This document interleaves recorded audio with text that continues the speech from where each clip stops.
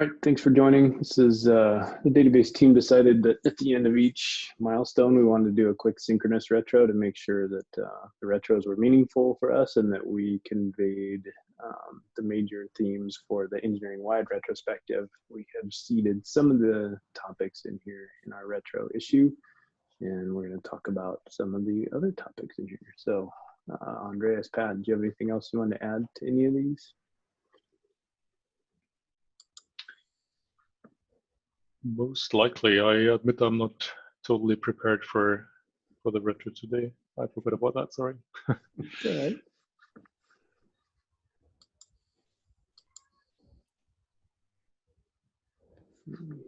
Can bring up the team board. It's kind of difficult.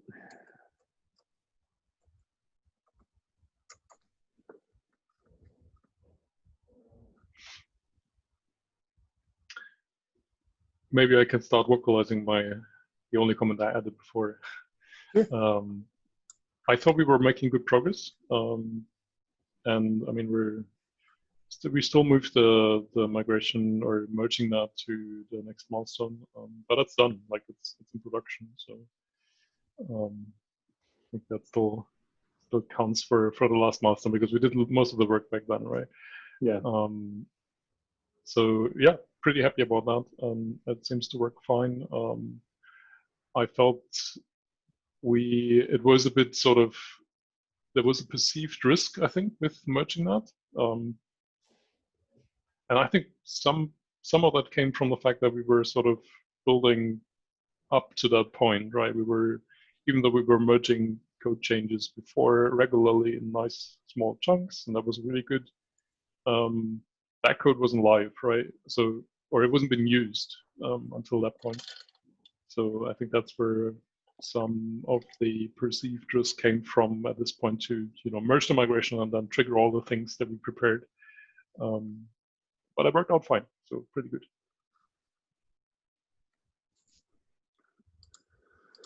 I think looking through the issues that closed that were part of the 13.2 milestone, I really like the documentation and handbook updates that were added. I think everybody contributed to that, but particularly Giannis, he did a good job of organizing a lot of our docs and making sure that areas were covered that weren't previously covered. So really like the progress we've made in the handbook and making the database review section. I think he made it its own. I broke it out from the backend section and updated a bunch of docs. So nice job, Giannis. Thanks for doing that.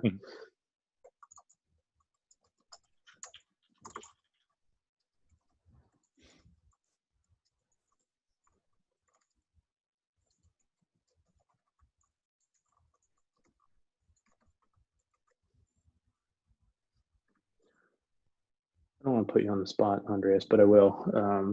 Do you want to share the comment you made with me about the Friday push and how we decided to delay instead of risking pushing the migration and the code out last Friday? Because we had that chat in the database channel, and then you and I talked about it later on about how you. Yeah, sure. Yeah. Yeah, for sure. I felt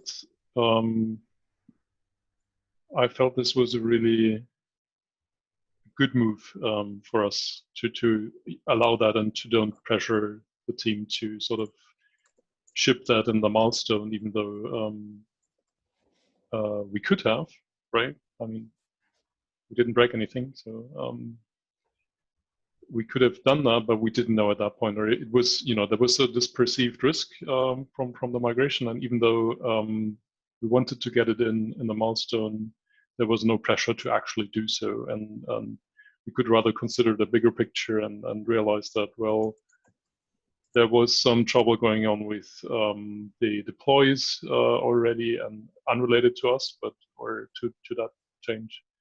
But there was some trouble there, and there was already pressure for the release managers to finalize the release and all that, and we didn't want to add on top of that. So allowing us to let that sort of slip, in quotes, to the next milestone, I think that was a really good choice.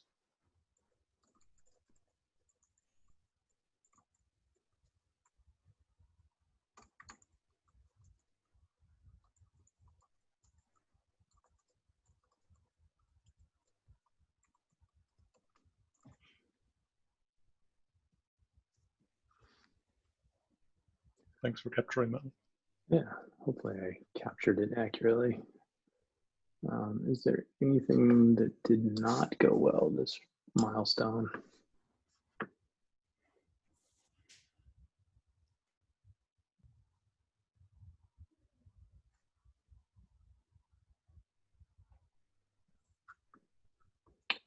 I don't see any major issues in the milestone or anything that we broke.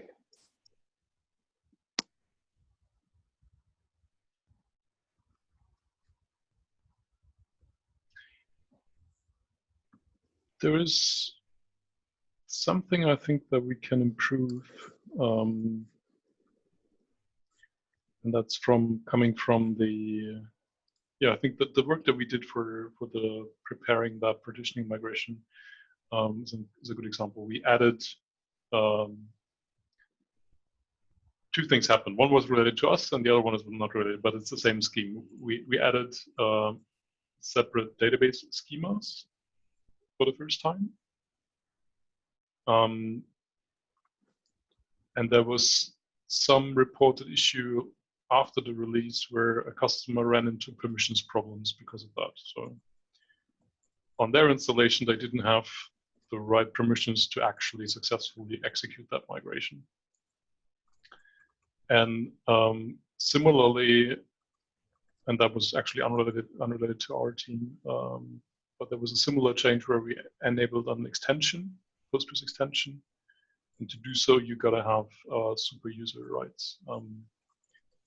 And there was that change we merged it at some point. We realized that, well, not everybody has super user rights. We have to do this differently. We reverted that.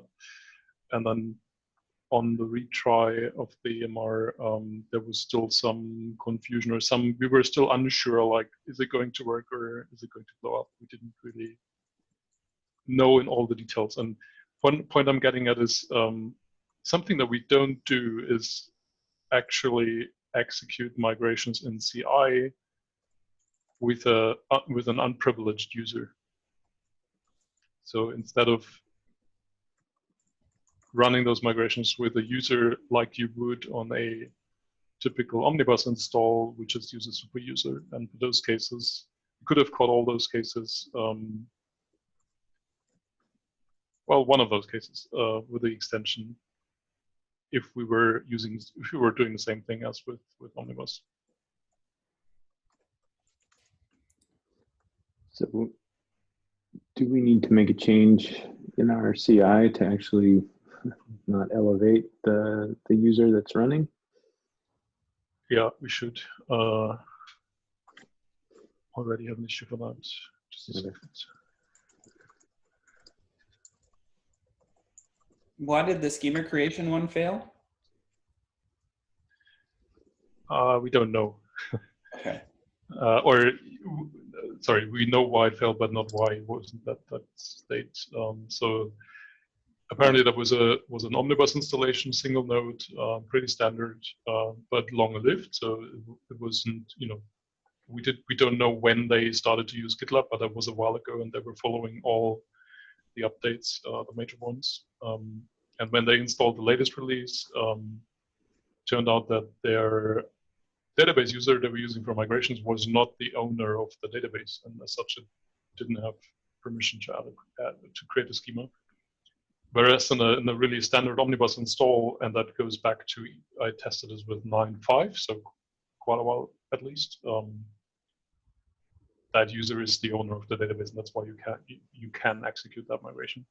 So we don't know why that particular installation was in that state, but that's what caused it.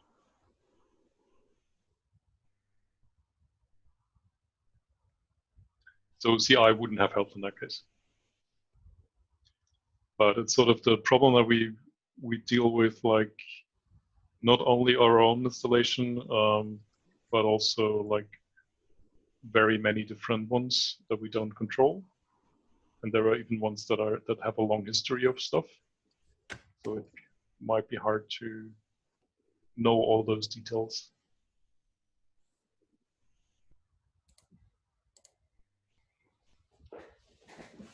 It seems like we have a fair bit of problems too from people using like RDS or something. Should we have a CI that also is targeting different like managed Postgres installations? That's a good point. Yeah.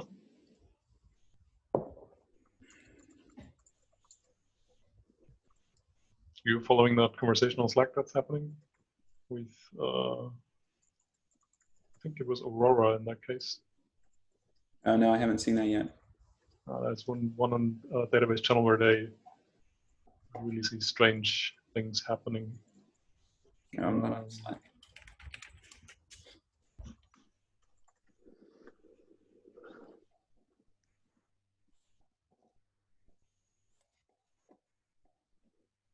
Copy that over in the group channel.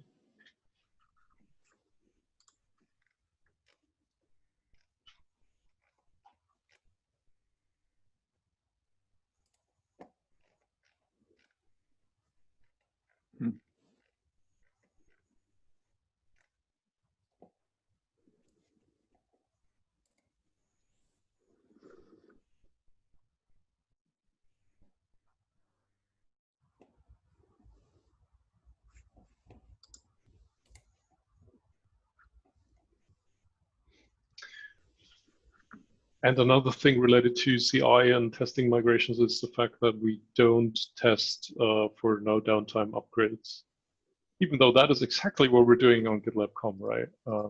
So at least to my knowledge, maybe that changed recently, but a couple of months back we didn't.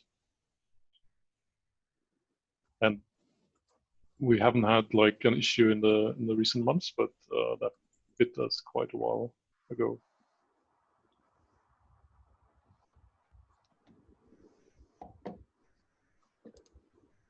Is there a tracking issue for that? Or is that just something we need to look into and verify? I don't have an issue at hand, at least.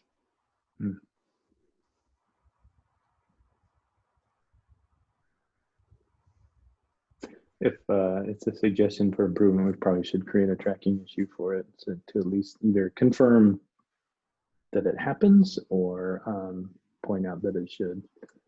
Right. All right.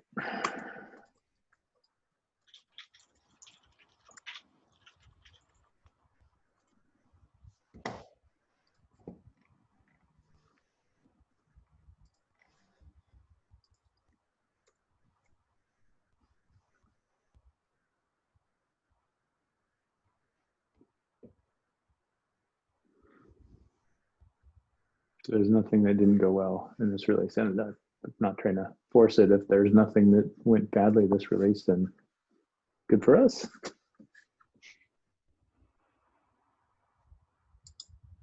think we had taken a couple, or at least one issue that was maybe not clear enough or actionable enough.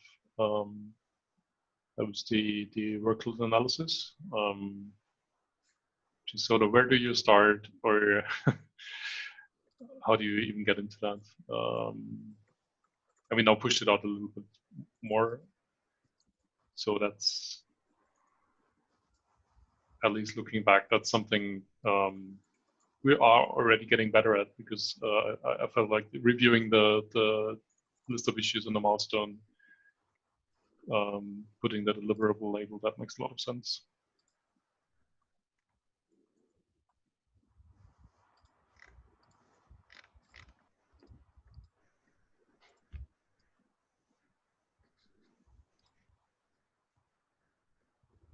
Yeah, we had the, or I guess I had the issues for the conflict-free schema version one that actually it's, I think there's 2 milestones now. But you know, I don't know that I would say necessarily didn't go well. It was just sort of changing priorities to some extent. But I think that's an area that we can improve at least, which is what I expanded on under there. It's just try to keep a focus on, if we have a larger initiative that we're working on, like partitioning, we should be not really picking issues outside of that initiative.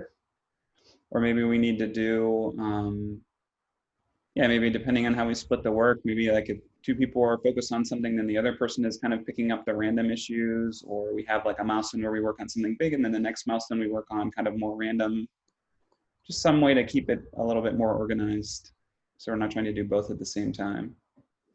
Let me ask it a different way. So on the memory team, many of the folks indicated they like to have a couple of side issues kind of in the queue. They like to have the big initiative, but they like to have like smaller, maybe single tasks that are just kind of in the queue, so that if they maybe get into analysis paralysis or they're just stuck on the bigger initiative, they can switch context for a little while and just kind of work on something else, so they can come back with a fresh view on the bigger initiative. And that's kind of what I was thinking the database team was doing as well, right? We have the big initiative, but then there's some onesie, twosie issues that they can work on the side if they want to switch context. So is that kind of what was going on with this conflict-free versioning, or did you feel like you were a little too fragmented? There were too many different topics for you to bounce around on? Yeah, I think I picked it up for that, thinking that I'll have time to work on it. But then once I really got into the work that I was doing, then it just sort of fell by the wayside because I didn't really take the time to like fully switch over to that. And it was just really the one issue that was really different than everything else that I was working on in the milestone. So I just kind of kept kicking it down the road and saying, well, I'm busy with other stuff right now. Yeah. So yeah, I think having like a side issue can be good maybe, but maybe those are just ones that we don't mark deliverable, or we say like, it's okay if it slips the milestone because it's not a high priority. Yeah. Did we mark that often? I have a section for stretch goals in the planning issues, but I don't know how well we use that. Let me look. No, we didn't mark anything as a stretch goal for the milestone for 13.2. So yeah, we can remove the deliverable if it's a known side issue, for lack of a better term, and also mark it as a stretch goal for the milestone too, if we know that it's potential to slip. For this particular one, we blocked some time for today to actually merge it, so that works out, and it's all done, right? We can close both issues.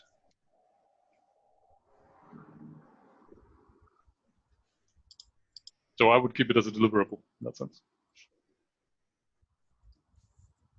Oh yeah, and this milestone, yeah, I think definitely this milestone we should be able to deliver. Certainly. Okay, good. Yeah.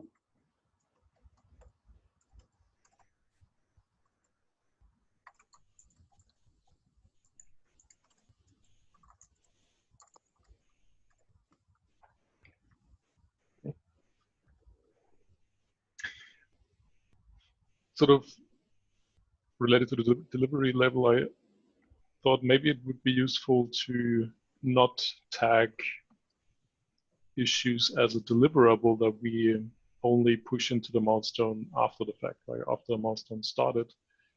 Because that also gives you an idea at the end of the milestone that you see, like, I have this 10 deliverables, and then there are 10 other tasks that we pick during the milestone. Gives you an idea of how sort of volatile the commitment to the milestone is, or the work that is coming in.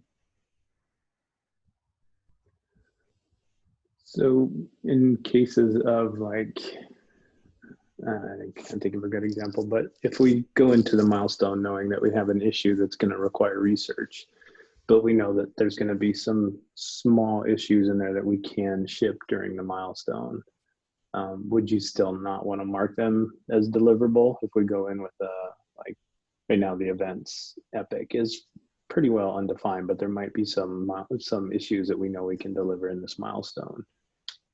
So do you always not want to add the deliverable label if it's an issue that is brought into the milestone after the milestone starts?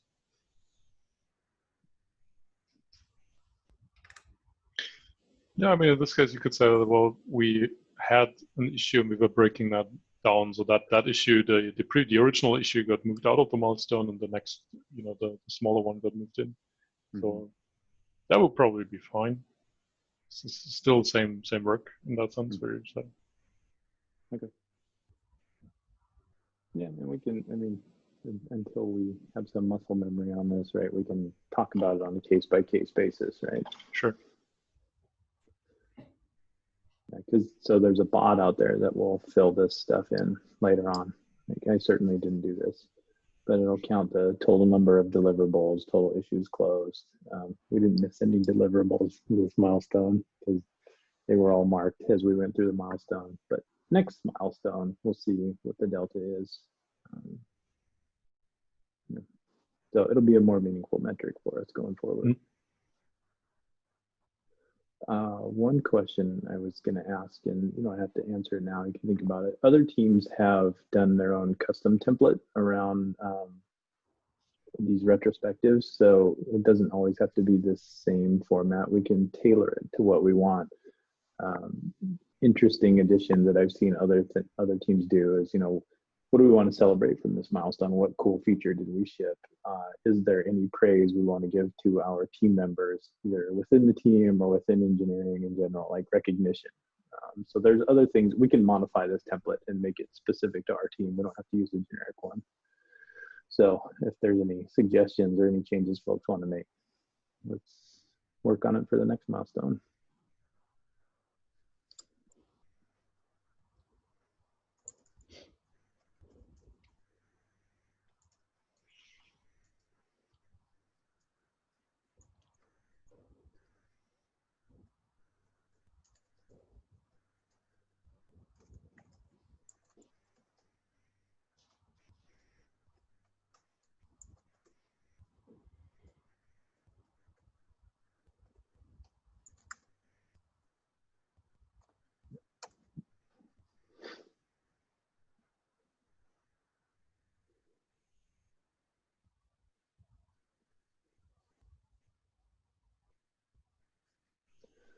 All right, is there anything else we want to cover for the retro section?